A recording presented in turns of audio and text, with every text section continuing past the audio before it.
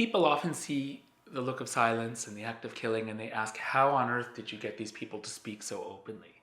And in fact, both films are a response to that openness and were not a lure or a trick to get people to open up. You see, when the survivors back in 2003 first asked me to try and film the perpetrators, I was reluctant. I was afraid. I thought it could be dangerous. But when I approached them, immediately they would open up. Every single one. All I would do is ask, what did you do for a living? And within seconds, I would be hearing the most grisly details of mass murder, recounted with smiles on the perpetrators, by the perpetrators with smiles on their faces, often in front of their wives, their children, even their small grandchildren.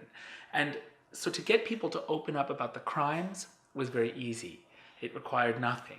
Now, to get people to open up about their feelings regarding the crimes was another matter, and but that's not something that involved no special skill. That's the same. All I had to do was to approach the perpetrators as human beings, to resist the temptation of making the leap from saying these men have done something monstrous to these men are monsters, because I knew to do that would be to just reassure myself that I'm not like them. Whereas in fact, I would hope that I wouldn't do the same things they did if I grew up in their families at that time, but I know I'm very lucky never to have to find out. And essentially, all you have to do to get people, anybody, perpetrator or ordinary person, to open up about their feelings, to open up as a human being, is to approach them as a human being, with empathy, with respect, and with an open heart.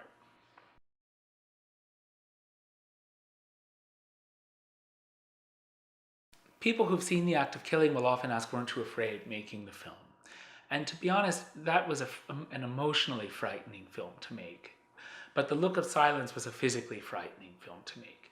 When Adi said he wanted to approach the perpetrators and confront them, I had to think, how can we do this safely?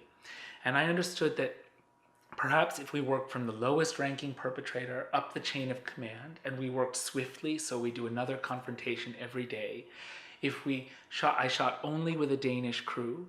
If Adi didn't bring any ID, so that if we were detained, they would have trouble figuring out who he is by the time we got help from an embassy.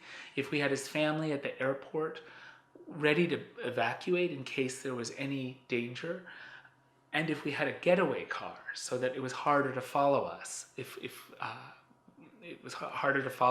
we should need to run away, then we might just about be able to get through this without being physically harmed. So we took all of those precautions.